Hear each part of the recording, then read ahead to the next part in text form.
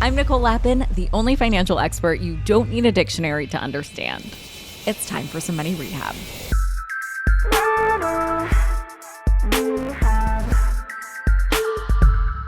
Today is Juneteenth, a day where, to put it simply, we commemorate the end of slavery. It's a celebration of June 19th, 1865, when the order was made to free slaves in Texas. It's a celebration of freedom, but it goes hand in hand with remembering everything that came before it. And further complicating the spirit of the day are the ways racism and generational trauma still exist today. So, as a person who wants to be a good ally, how do I show up on Juneteenth? What is the most significant thing I can give to have an impact? I am still getting educated on the best way to answer these questions. But what I've come up with today is that the most meaningful thing I can do is to use whatever platform I have to amplify the voices who have been traditionally marginalized. So today I'm going to be passing the mic over to Dominique Broadway, who is a brilliant investor that I love and respect so much and for so many years now. As a Black woman, she is a true disruptor in the space that has traditionally been dominated by white men. She has made it her mission to help the 99% build generational wealth, and she is doing it. Today, you're going to hear one of the episodes of her MNN podcast, We Have Options.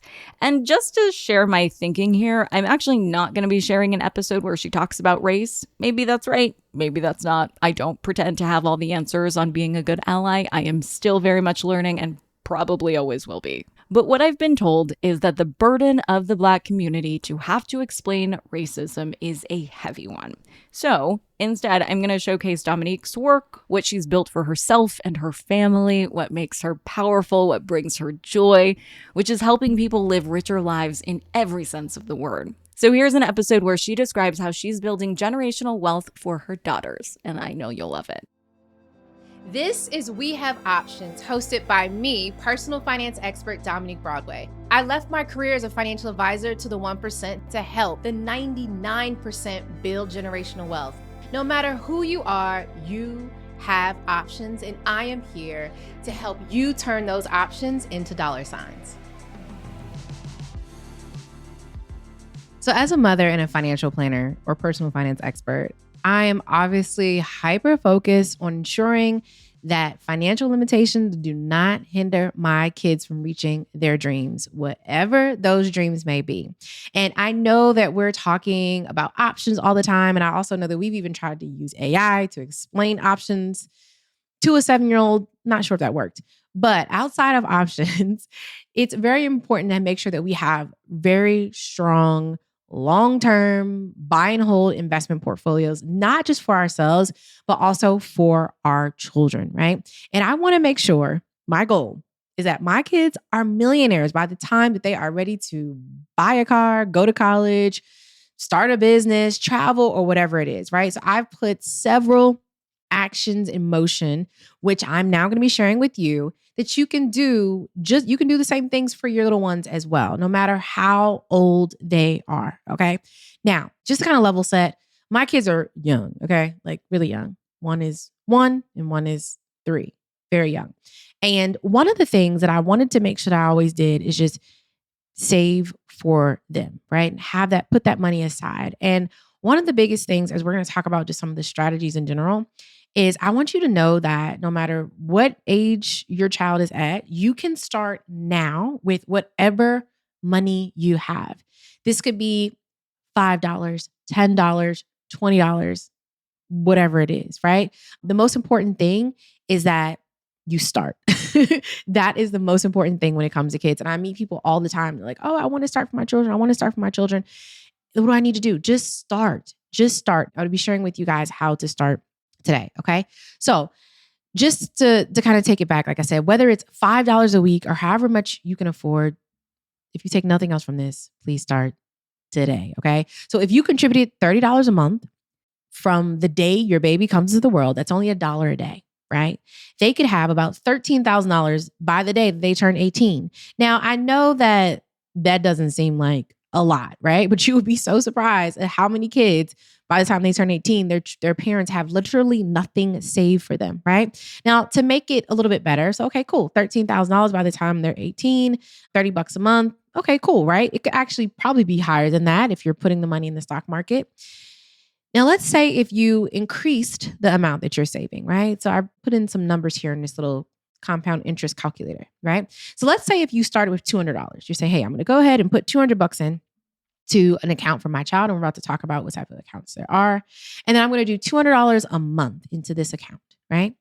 If you do that, just $200 a month, not ever increasing that amount from the time that they are born to the time that they're 18, they'll have about $86,000, right? That's actually amazing, because I would love, raise your hand, if you had $86,000 saved for you or invested for you by the time you went to college.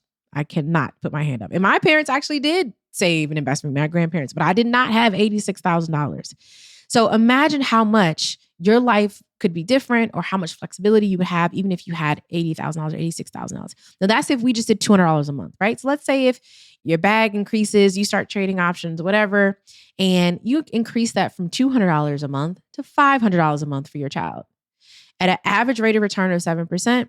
So if you do $200 a month for your child, which is absolutely amazing, they'll have about $86,000. If you increase that to $500 a month, your child will have $216,000 by the time that they turn 18. Come on. That's amazing, right? Just by starting now and being consistent, okay? That's literally all you need to do, okay? Now, and I will share with you how I started to invest. So one of the first pots of money that I accumulated for my children was from the baby shower, right? So you probably noticed, if you've ever had children, or maybe if you're about to have children, when you have your baby shower, people tend to they may give you gift cards, they'll give you cash, they'll give you diapers, et cetera, et cetera. All the cash that we received, I took it and put it aside into an account, because my daughter wasn't born, so she didn't have a social yet. And then by the time she was born, I went and opened up an account, a custodial investment account, and dropped that initial amount of money in there, right? I think it may have been like a little over $1,000, right? So that was her first amount of money that she had, right? She wasn't even a month old, and she had some money already sitting there. And then I was able to start just picking certain companies that I liked, right? I always talk about picking and investing into companies that I already like and that I already use, right? And just setting it up to buy more of those companies every single month. And by having that money, anytime she earns dividends, having it set to reinvest, right? And I actually had an article come out last year talking about this exact strategy and how both my daughters are on track to be millionaires by the age of 16, just doing this very simple strategy, which essentially is called dollar cost averaging, right? Picking a dollar amount, setting that dollar amount, and then investing it every single month. This strategy that I'm sharing with you is 100% on autopilot, you guys. I literally don't have to think about it. I don't have to lift a finger. It just happens. Every month on whatever day of the month, I think around the 5th, this set amount goes from a checking or savings account straight into this investment account. Okay. Boom. That's it. And the money just keeps growing and growing and growing and growing. All right. Now you're probably wondering, okay, Dominique, I get it. I've decided what amount I want to actually invest. Maybe it's $100. Okay. Whatever, $50 a month, whatever it is. And I've decided a couple stocks I want to invest in. Okay. So where do I put the money, right? What type of accounts? So I'm going to share with you a couple different types of accounts that you can use. And I'm also going to share with you the ones that I have and the ones that I don't have. All right. So a lot of these accounts are going to be just really vital when it comes to like your children's long-term financial success, right?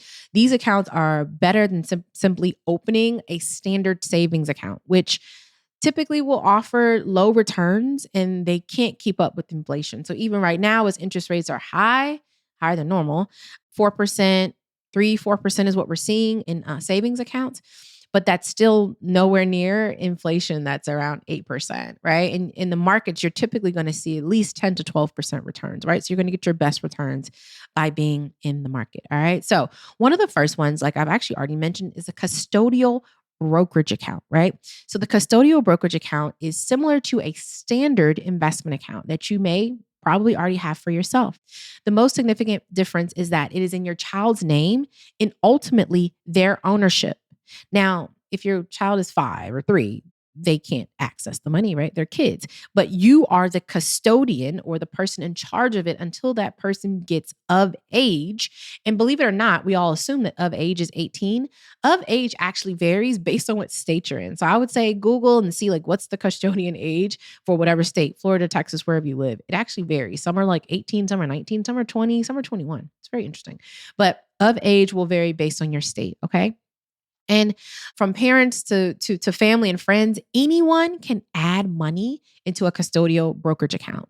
And it's really cool. They can do up to $15,000 per year before a gift tax is incurred. So when my kids have birthdays or holidays or whatever, I always tell people, in lieu of gifts, please give the children money, right? And I can just toss that money into their brokerage account because they get so many gifts throughout the year. And as you guys know, my kids, well, I don't know about your kids, but my kids are still at the age where they like the box that the gift came in, I feel like, than the actual gift, right?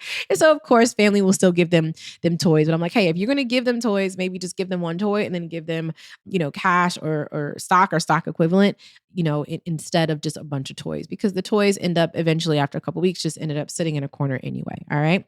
So that's one easy way just to start adding money to your children's brokerage account without you having to do it yourself, right? Having family and friends give money to these accounts in lieu of gifts. All right. Next, and this is my favorite account for my children, is a minor Roth IRA, a minor Roth IRA. So a minor Roth IRA is an account that parents or guardians can open up on behalf of a minor who is earning money. So my daughter Dawson has already started earning a little money. And so she does this, like if we post brand campaigns on Instagram, they're like, hey, we want Dawson in, they have to pay her, right? And also she's a brand ambassador for Finances Demystified. So if you see her in ads or in presentations or whatever, she has to get paid, right? She's like talent. And so she has a set amount that she's getting paid every month, not tons of money, but just a little bit of money that she's getting paid every month. And that qualifies her to be determined as someone who is earning income, right? And so now when she earns this income, I am able to take that money and put it straight into a Roth IRA. And it's really cool. So right now you can put up to, and the limits change year over year, you can put up to $6,500 a year into a Roth IRA. So every year my goal is to max out the minor Roth IRA for Dawson and for Demi, and then still have the monthly investments going into the custodial investment account as well, right? So we have two things happening here. Now, the cool thing with the Roth IRA, the minor Roth IRA, is that any money that is earned in there, it's tax-free.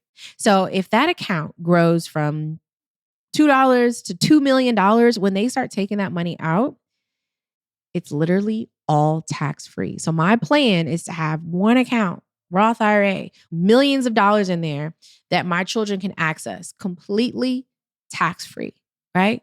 Boom, as simple as that. Because I started early, starting now, and investing over time, all right?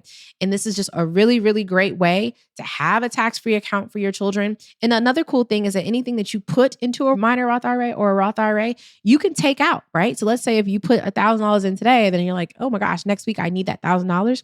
You can take that out completely penalty-free, which is also really great, okay? Now, another different type of account that you can use for your children is a 529 plan. Now, I'm going to disclose that my children do not have 529 plans. My children don't have 529 plans because, in my opinion, I don't think that college and the traditional school system, the way it is now, is going to be as important as it is now when my children get to be college age. And we're already starting to see, obviously, our degrees are all important. I have tons of them, but there's so many different ways to get our education. So I really feel that 18 years from now, I don't think that my children will end up going to college. I think there will be some sort of other learning experience, but I don't think it will be college. So I've opted out of doing a 529 at this time. But 529 plans are great, right? Especially if your children are a lot older than mine. So when you invest into a 529 plan, there are tons of considerable tax savings, right? When the money goes towards education. So you can also use it towards private schools, college, trade schools, right? For tuition, housing, and supplies. The tax benefits can equate to thousands of extra dollars that goes to your children in the future, which are really, really great. So I think that 529s are great if you have children that are going to school for the next, maybe 5 to 7 years. But do your own research. And like I said, these are just my thoughts. I still think it's a great plan if you think your children will be going to college.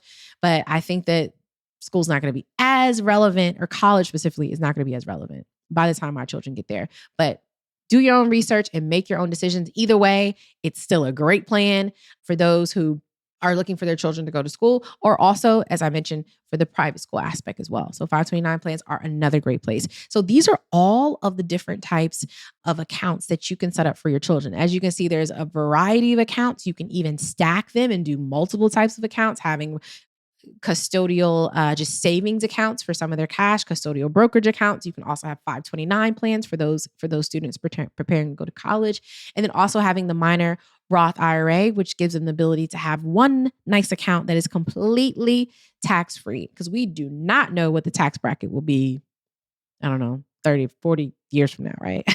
So it's really important to make sure that you have money that is also tax-free growing for your children as well. All right. So hopefully, if you took nothing else from this today, the steps you need to take, first things first, most important one, start today. Start now. The next thing you want to do is pick which account you want to start with. Okay. We've talked about all the different types of accounts: custodial savings accounts, custodial brokerage accounts, 529 plans, IRAs. Okay. Pick an amount that you want to invest and then set it automatically to happen every single month. This is something that your future self will thank you for. And trust me, your children will definitely thank you for as well. We Have Options is a production of Money News Network. We Have Options is written and hosted by me, Dominique Broadway. Our executive producer is Morgan Lavoie.